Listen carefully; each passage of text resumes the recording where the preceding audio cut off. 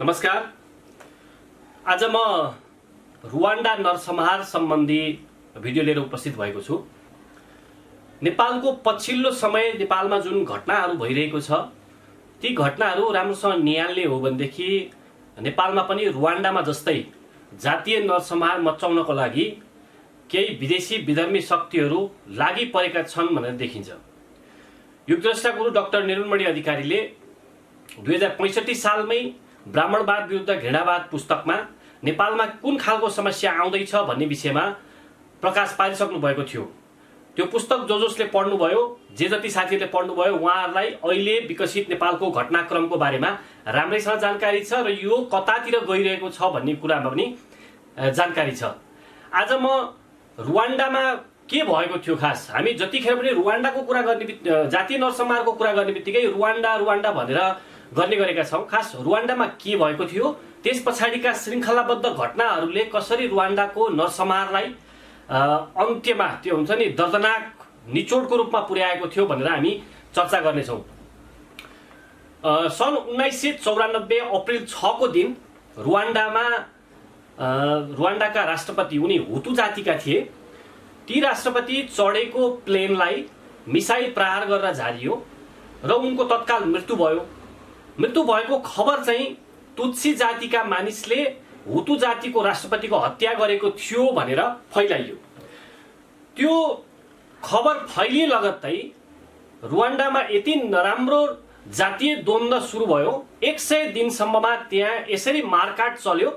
अधिकांश हुतु जातिका मानिसहरू मिलेर, हुतुका पनि इन्ट्रा हाम्वे भन्ने अर्को छ, यसमा थप चर्चा पछि गर्नेछु। हुतु जातिका मानिसहरूले तुत्सी जातिलाई, चाहे त्यो छिमेकी होस्, आफ्नो दाजुभाइसँग हिँडडुल गरिरहेका, सँगै खेलेका, सँगै पढेका, जोसुकै होस्, निर्ममतापूर्वक हत्या गरियो, काटेर मारियो, थुप्रेर जिउँदै जलाइयो। अनि द काठमाडौँ पोस्ट, यो वासिङटन पोस्टमा उल्लेख भए अनुसार 100 दिनमा 2,50,000 जना महिलाहरूको बलात्कार गरिएको थियो। त्यही घटनामा 100 दिनसम्म चलेको त्यो घटनामा रुवान्डाको 20% मानिसहरू मारिएका थिए। झन्डै फरक तथ्याङ्क छ, कसैले 8 लाख भनेका छन्, कसैले 10 लाख भनेका छन्। 8 देखि 10 लाख जना मानिसहरूको हत्या 100 दिन भित्रमा भएको थियो। यो चाहिँ जातीय नरसंहारको एकदम निकृष्टतम उदाहरण हो रुवान्डा। त्यही भएर हामी जहाँ पनि साम्प्रदायिक दंगा, जातीय दंगाको कुरा गर्छौं, रुवान्डाको कुरा सधैँ आउने गर्छ। अब रुवान्डाको घटना, यो दुर्घटना कसरी हुन पुगेको थियो, यस पछाडिका कारणहरू के थिए, ती हेर्ने हो भने नेपालमा अहिले जे भइरहेको छ त्यो रुवान्डाकैतिर गइरहेको देखिन्छ। जस्तै अर्गनाइज्ड आइडेन्टिटी इन्जिनियरिङ, यो पहिलो कारण के रह्यो भने अर्गनाइज्ड आइडेन्टिटी इन्जिनियरिङ। रुवान्डामा हुतु, तुत्सी र तो जातिका मानिसहरू रहेका थिए। हुतु जाति बहुसंख्यक थिए, तुत्सी जातिहरू अल्पसंख्यक थिए र 1% मात्रै तो जातिका मानिसहरू थिए। अब अहिले पनि पत्ता लागिसकेको छैन, विज्ञहरू अझै पनि DNA रिसर्च गरेर खोज्दैछन् कि खास हुतु र तुत्सीमा भिन्नता चाहिँ के छ भनेर अझै पनि खोज गर्दैछन्। त्यहाँ भिन्नता अझै पनि देखिएको छैन। कसैले के भन्छन्, एउटै बान्तु समुदायका हुन्, हुतु र तुत्सी दुवै बान्तु परिवारका थिए भनेर एउटा रिपोर्ट छ भने अर्कोले होइन, यहाँ अलिकति DNA मा फरक देखिएको छ भन्ने पनि छ। अझ पनि सर्वमान्य, सर्वस्वीकार्य कुनै पनि रिपोर्ट छैन कि हुतु र तुत्सीमा कुनै एउटा भिन्नता थियो कि थिएन भन्ने विषयमा सर्वस्वीकार्य कुनै पनि तथ्याङ्क देखिँदैन। यसको अर्थ के रह्यो भने हुतु, तुत्सी र तुओ जातिका मानिसहरू एउटै थिए। त्यहाँ भाषा एउटै थियो, सम्प्रदाय एउटै थियो, संस्कृति एउटै थियो।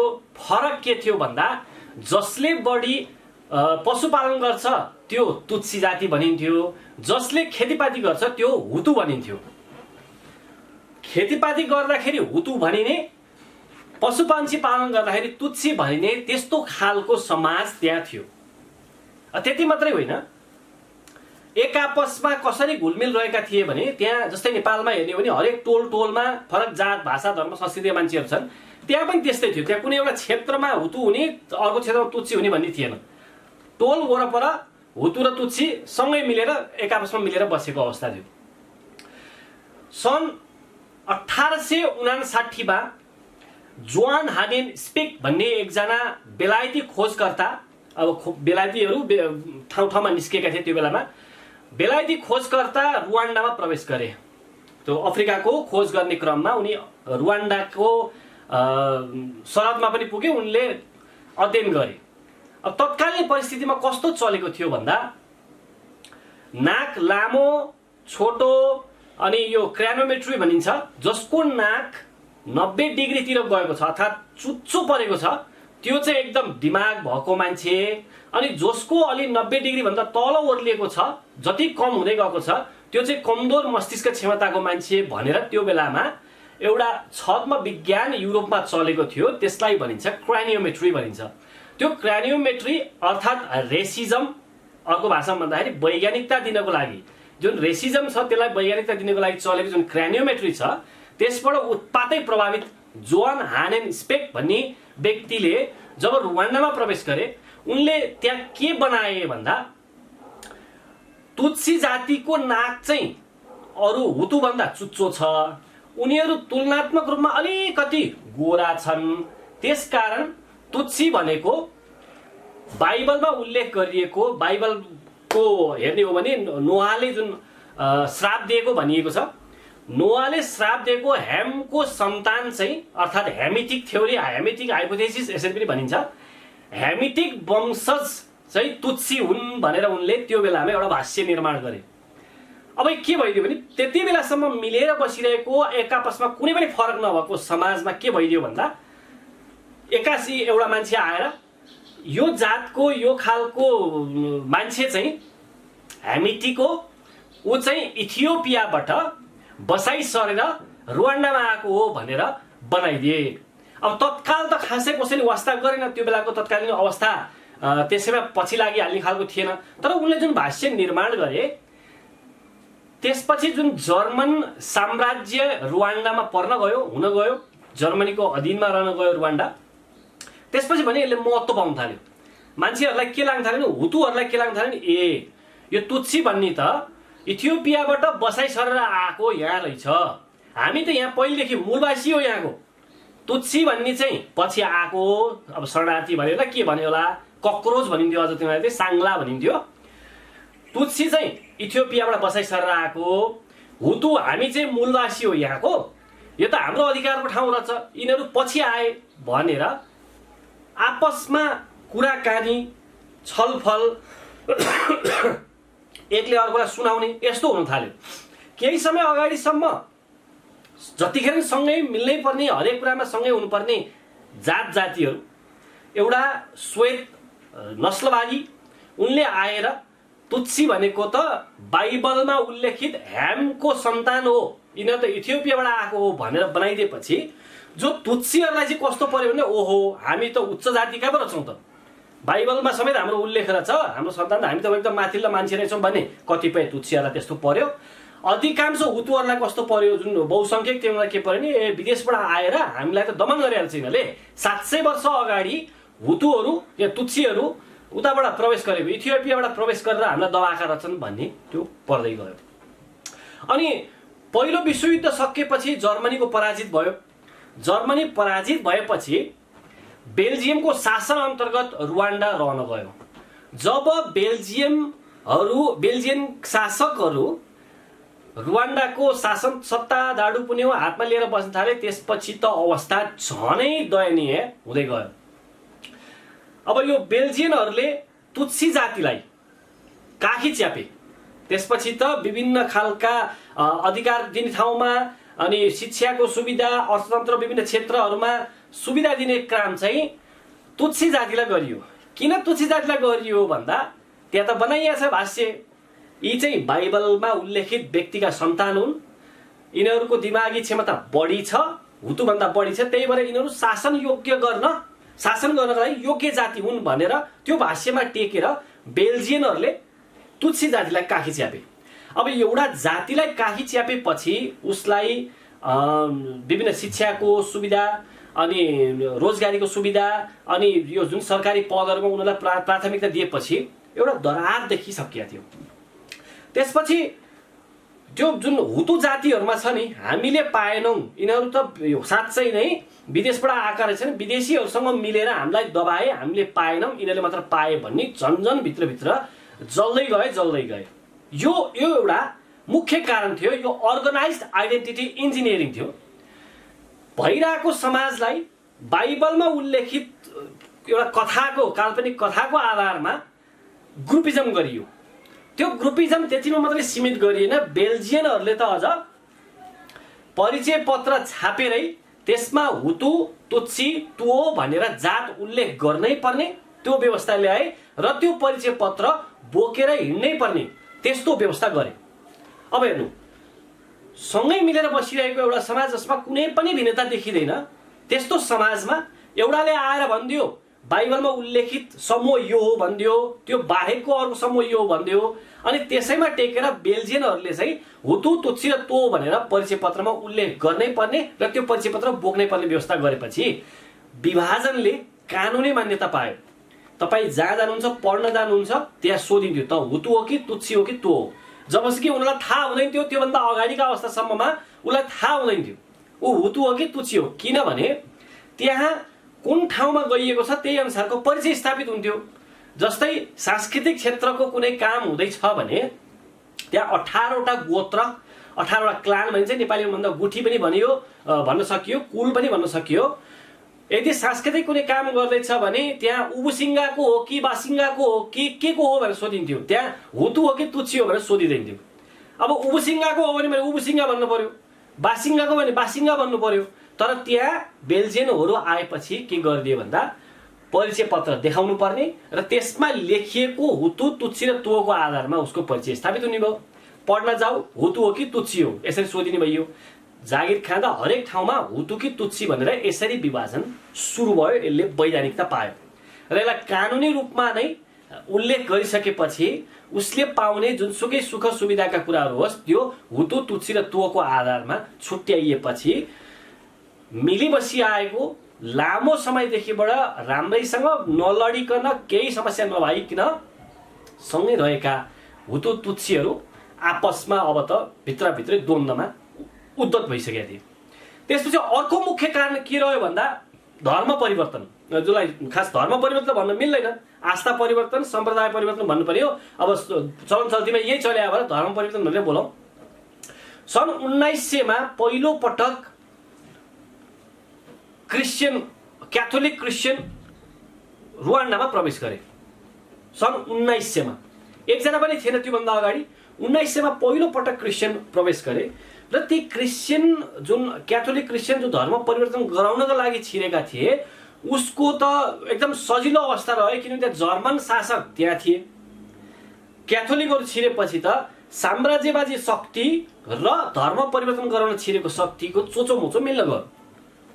ती दुईटा एकअर्कालाई मिल्ने अवस्था देखेपछि उसले उसलाई सहयोग गर्ने भनेर उनीहरूको सम्झौता भयो। त्यसपछि जर्मनहरू जुन शासन गरिरहेका थिए उनीहरूको शासनलाई सुविधा तुल्याउने, सहज तुल्याउने क्याथोलिक क्रिस्चियनको काम भयो। क्याथोलिक क्रिस्चियनको धर्म परिवर्तन गराउने काम जर्मन शासकहरूको रह्यो। अनि त्यहाँ अर्को एउटा के कुरा रह्यो भने त्यो बेलासम्म त रुवान्डामा राजतन्त्र थियो। राजतन्त्रलाई इसाई बनाउन सकियो भने रुवान्डाभरि इसाईत्व फैलाउन सकिन्छ, क्रिस्चियनिटी फैलाउन सकिन्छ भनेर उनीहरू त्यही प्रभावमा पार्नको लागि लागिरहे र जहिले पनि राजतन्त्रको वरपर रहेर राजतन्त्रलाई प्रभावमा पार्नको लागि इसाईहरू कार्यरत रहे। अब यो 1917मा क्रिस्चियनिटीलाई कानुनी मान्यता दिनुपर्छ भनेर उनीहरूको जुन लबी थियो त्यो लबीले वैधानिकता पायो। 1917मा क्रिस्चियनिटीलाई आधिकारिक रूपमा कानुनी मान्यता प्रदान गरियो। त्यसपछि 1931मा क्रिस्चियनिटीलाई समर्थन गर्ने राजकुमारलाई राजाको सट्टामा त्यहाँ स्थापित गरियो। राजालाई हटाएरै रुडा हिगुवा भन्ने राजकुमार जसले क्रिस्चियनिटीको सपोर्ट गर्थे उनलाई त्यहाँ स्थापित गरियो। त्यति भएपछि जुन क्याथोलिक क्रिस्चियनहरूले जुन चाहिरहेका थिए राजतन्त्रलाई प्रभावमा पारेर पुरै रुवान्डाभरि धर्म परिवर्तन गराउने भन्ने सोच थियो त्यो सफल हुन गयो। एक दशक भित्रमै त्यहाँ थुप्रोको धर्म परिवर्तन गरियो, किनभने त्यहाँको समाज नै त्यस्तै थियो। राजा जस्तो छ त्यस्तै नै बन्न चाहने त्यहाँको समाज भएकाले गर्दा राजाको नै धर्म परिवर्तन गरेर राजालाई नै प्रलोभनमा पारिदिसकेपछि बाँकी जनता स्वतः हुने भए त्यसमा दुई मत रहेन। क्याथोलिक क्रिस्चियनहरूले तुत्सी जुन एलाइटहरू थिए, जुन हुतु के अरे तुत्सीहरूलाई जुन विभिन्न ठाउँमा सुविधा प्रदान गरेका थिए, तिनीहरूलाई पनि प्रभाव पारे, तिनीहरूलाई पनि क्रिस्चियन बनाए। ती क्रिस्चियन बनिसकेपछि तिनीहरू जुन जुन ठाउँमा स्थापित भएका थिए त्यो स्थापित भएको ठाउँकै प्रयोग गरेर इसाईत्वलाई बढावा दिनको लागि चौतर्फी धर्म परिवर्तनको एकदम व्यापकता भयो। त्योभन्दा अगाडि 1900 सम्ममा त्यहाँ एकजना पनि इसाई थिएन।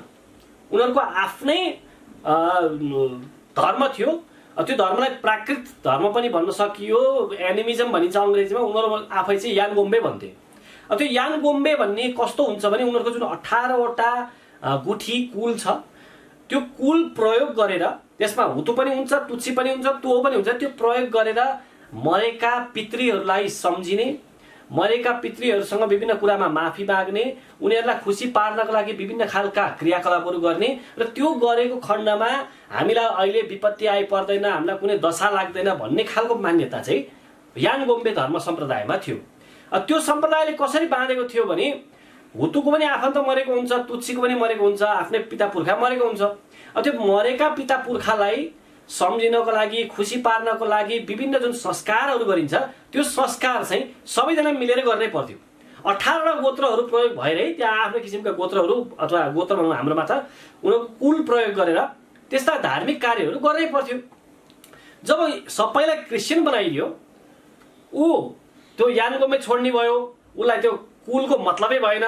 कुलको मतलबै नभएपछि तुत्सीको अनुहार हेर्नै परेन, तोको अनुहार हेर्नै परेन। त्यस्तै यो यान गोम्बे छोड्ने बित्तिकै कोही क्याथोलिकमा लागे, कोही प्रोटेस्टेन्टमा लागे, विभिन्न खालका सम्प्रदायमा लागे।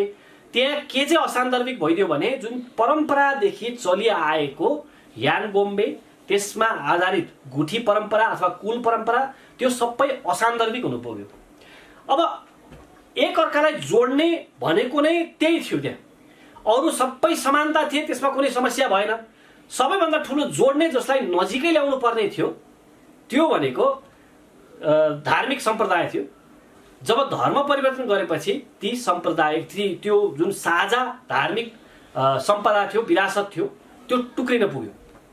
त्यसपछि हुतु र तुत्सी बीच जुन पहिला भएको अर्गनाइज्ड आइडेन्टिटी इन्जिनियरिङ थियो, यिनीहरू चाहिँ हामी हुतु चाहिँ पहिलेदेखि यहाँ बसिआएका मूलवासी हौँ, तुत्सी चाहिँ इथियोपियाबाट आएको भन्ने यसले प्रचार पाउँदै गयो। अनि यसलाई जुन रोक्न सकिन्थ्यो, जुन संवाद हुन सक्थ्यो, विभिन्न ठाउँमा सँगै आउनै पर्ने अवस्था थियो धार्मिक सम्प्रदाय, त्यसलाई चाहिँ हटाइयो।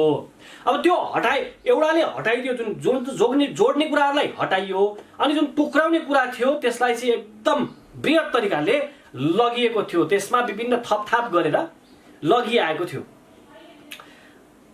जुन हुतु र तुत्सी बीचको दरार त्यो बेलामा भयो जब रुवान्डालाई स्वतन्त्रता, रुवान्डाबाट स्वतन्त्रताको माग उठाले। त्यो बेलामा अब विश्वयुद्ध सके लगतै, दोस्रो विश्वयुद्ध सके लगतै थुप्रै देशहरू स्वतन्त्र हुने लहर चलिसकेको थियो। रुवान्डामा त्यो स्वतन्त्रता प्राप्तिको लागि त हुने नै भयो। जब स्वतन्त्र भए, त्यो स्वतन्त्र भइसकेपछि तुत्सीहरूमाथि दमन सुरु भयो। यिनीहरूले इथियोपियाबाट आएर हामी मूलवासीलाई दबाउनको लागि विदेशीसँग सहयोग लिएका थिए, विदेशीसँग मिलेर हामीलाई दबाएका थिए भन्ने हुतुहरूमा परिसकेको थियो। उनीहरूले तुत्सीलाई दबाउन थाले। अब त्यो दबाएको सहन नसकेर तुत्सी जातिका थुप्रै समुदाय मानिसहरू मिलेर एउटा विद्रोही समूह गठन गरे, जसलाई आरपीएफ अर्थात् रुवान्डान पैट्रियोटिक फ्रन्ट भनिन्थ्यो। त्यसले रुवान्डाको सरकार, त्यो हुतुबाट बनेको जुन सरकार थियो, त्यसपछि त जुन प्रजातान्त्रिक पद्धति अनुसार गइसकेको थियो, त्यो बनेको सरकार विरुद्ध हतियार उठायो।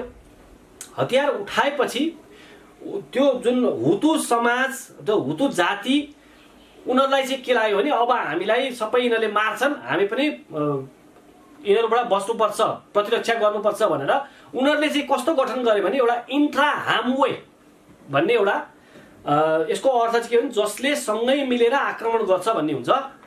इन्ट्रा हामवे गठन गरेर, त्यो मिलिसिया थियो, त्यो गठन गरेर श्रृङ्खलाबद्ध तुत्सीहरूको हत्या हुन थाल्यो। त्यसपछि लामो समय यो द्वन्द्व चल्यो। द्वन्द्व सकिएको पिस ट्रिटी अर्थात् शान्ति सम्झौता गर्नको लागि जुबेनिल हबियारीमान भन्ने धुतु राष्ट्रपति जब बाहिर गएर विद्रोहीसँग ट्रिटी गर्न लागेका थिए त्यो बेलामा उनको हत्या गरिएको थियो। त्यसपछि यो मानव नरसंहार सुरु भएको थियो। अब हामीले यहाँ के देख्छौँ त भन्दा के नेपालको घटना पछिल्लो समय हेर्ने हो भने रुवान्डाको घटनासँग मिल्दोजुल्दो छ कि छैन त हेरौँ है त।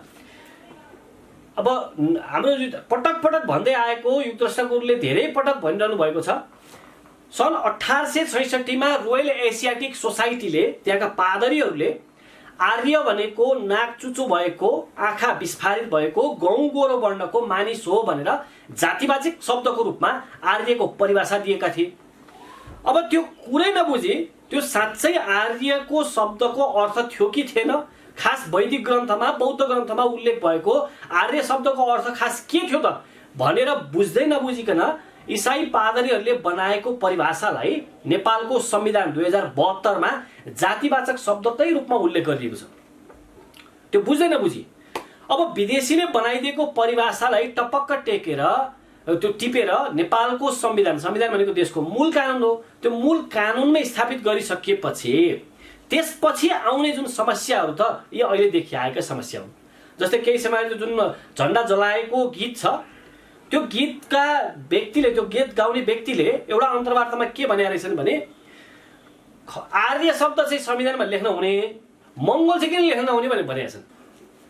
अब उनले भन्नु खोजेको ठिकै हो, एउटा जातिवाचक शब्द एउटा जातलाई जनाउने, एउटा नस्ललाई जनाउने शब्द त्यहाँ उल्लेख हुन्छ भने हाम्रो नस्ललाई जनाउनु चाहिँ किन नहुने भन्ने उनले स्वाभाविक माग राखेको हो।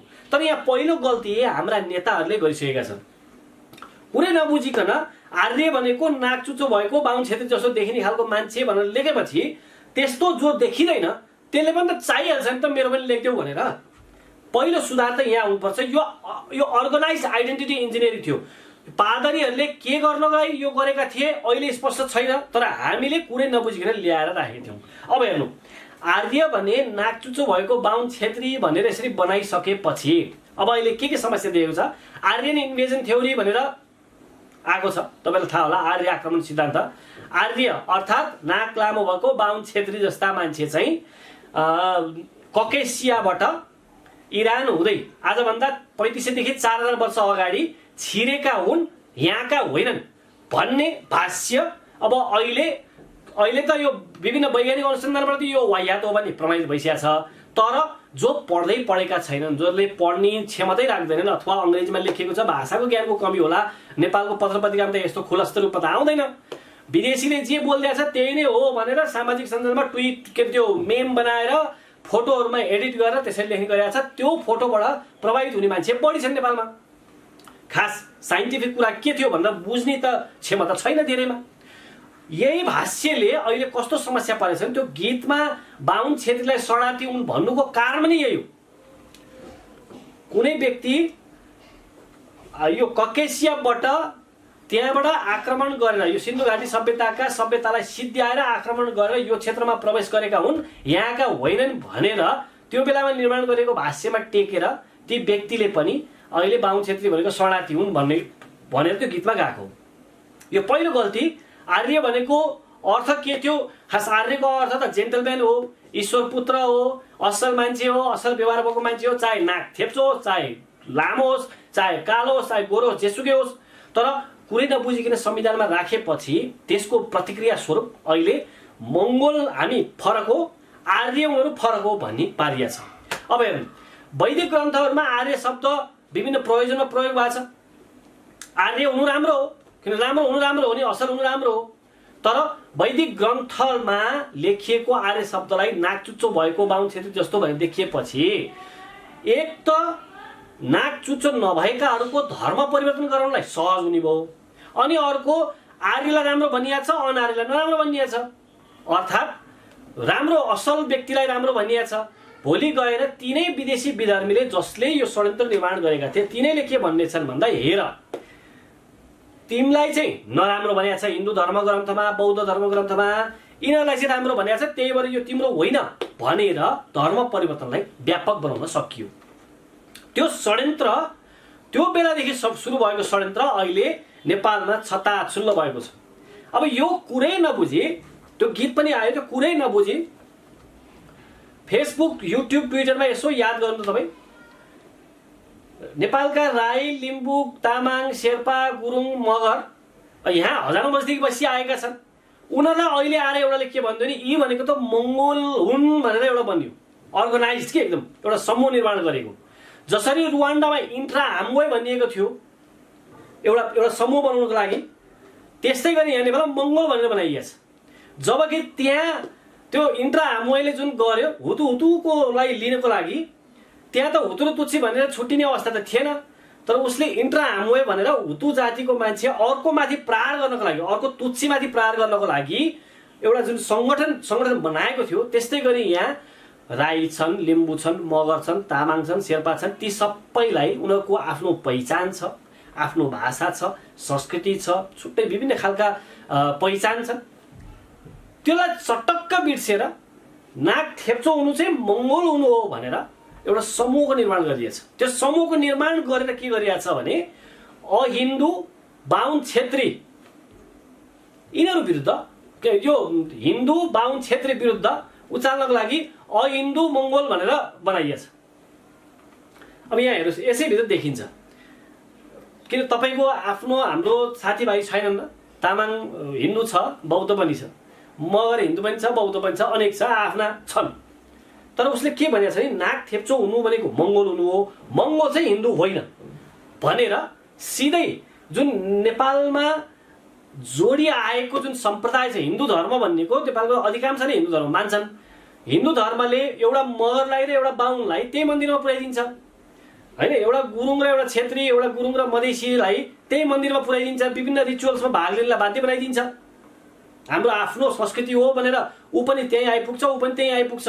यसरी बाँधी आएको संस्कृति हाम्रो धर्मलाई, त्यो धर्मबाट च्युत गराउनको लागि नाक थेप्चो हुनु भनेको मङ्गोल हो, मङ्गोल चाहिँ हिन्दू होइन भनेर त्यो रुवान्डामा हुतु र तुत्सी बीच जुन द्वन्द्व हुनुभन्दा अगाडिको कुरो थियो, जुन हुतुको कारणले गर्दाखेरि के तुत्सीको कारणले गर्दाखेरि यो देशमा विकास नभएको, समृद्धि नभएको हो भनेर एउटा भाष्य बनाइएको थियो तुत्सीको कारणले।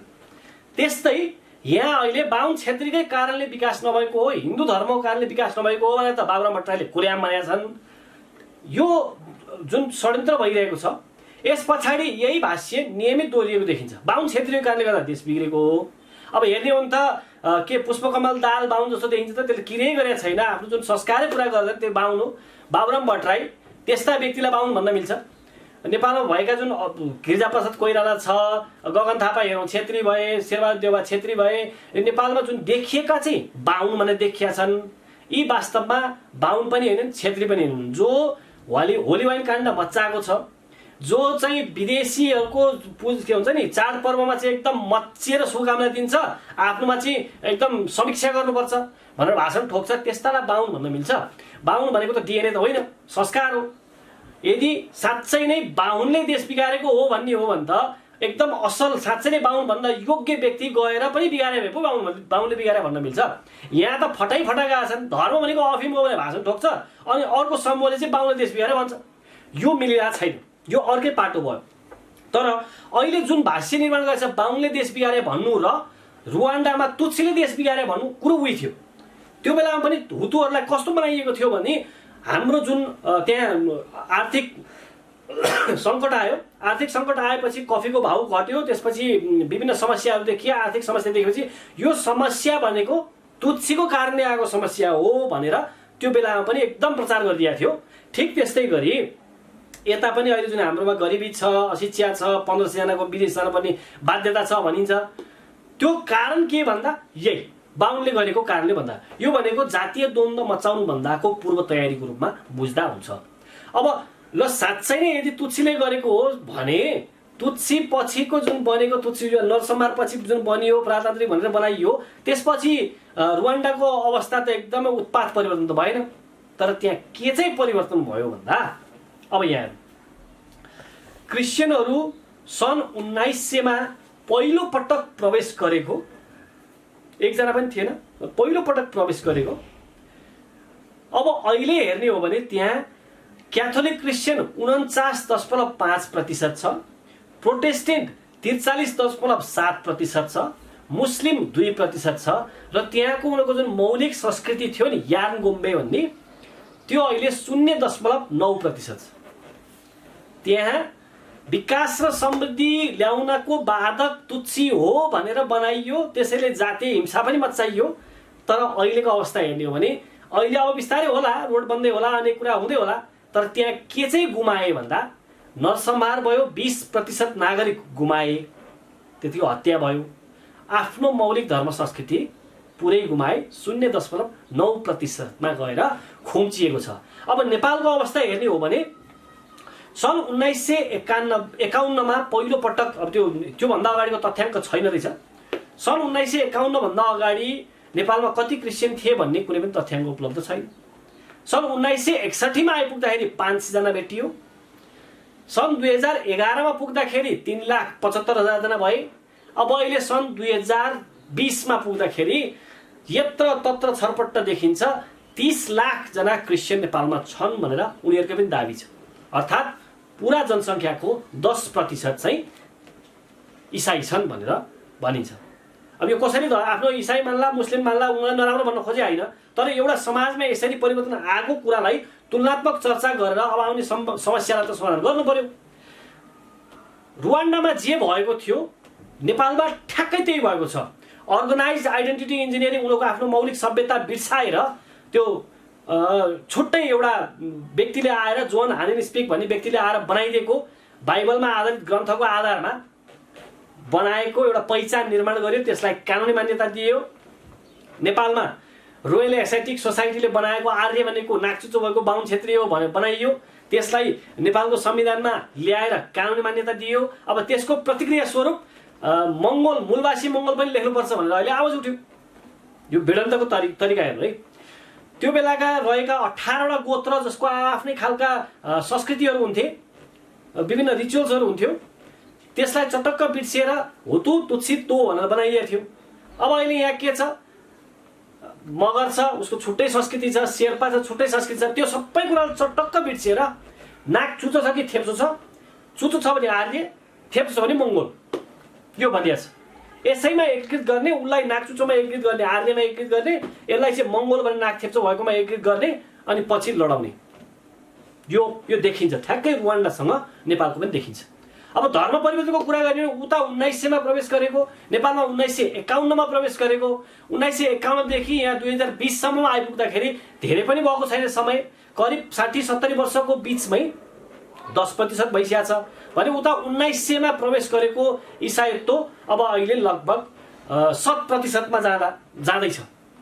अवस्था त्यस्तो छ भने नेपालको पनि अवस्था हेर्ने हो भने जस्तै क्रिस्चियन डेटाबेसले पनि भन्छ नेपाल चाहिँ एकदम क्रिस्चियनिटीको लागि सबैभन्दा बढिरहेको ठाउँ नेपाल हो भनेर भनिन्छ।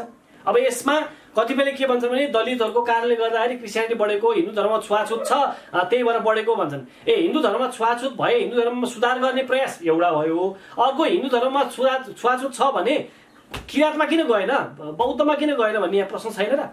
सुदूरपश्चिममा हेर्ने हो भने त 1.09% क्रिस्चियन छन्, त्यहाँ बौद्ध धर्म हेर्ने 1.07% छ।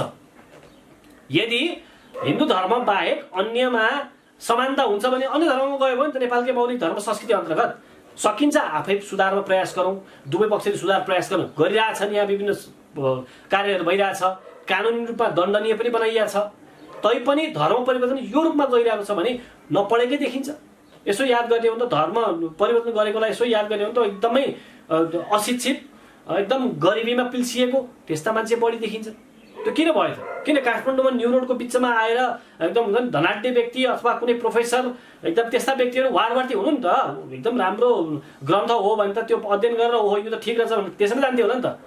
युनिभर्सिटीका प्रोफेसरहरू त भट्टाभट हुन्थ्यो होला, वकिलहरू हुन्थ्यो होला, इन्जिनियरहरू हुन्थ्यो होला, त्यो त छैन। एकाध भयो होला, त्यो व्यक्तिगत अधिकारको कुरो हो। तर यहाँ जो धर्म परिवर्तन गरिएको छ यसो याद गऱ्यो भने त्यो एकदम नपढेको, गरिबीमा पिल्सिएको त्यस्ता व्यक्ति हुने गरेका छन्। यसले के देखाउँछ भने नेपालमा जुन खालको डरलाग्दो धर्म परिवर्तन भइरहेको छ, एकतिर धर्म परिवर्तन भइरहेको छ, यसले हाम्रो जुन जातिहरू बीच रहिआएको सम्बन्ध त्यसमाथि खलल पुर्याएको छ।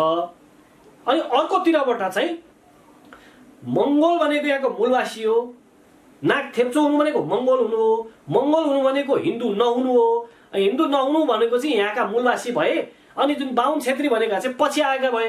अब यो खालको भाष्यले त नेपालमा त ठुलै द्वन्द्व ल्याउँछ।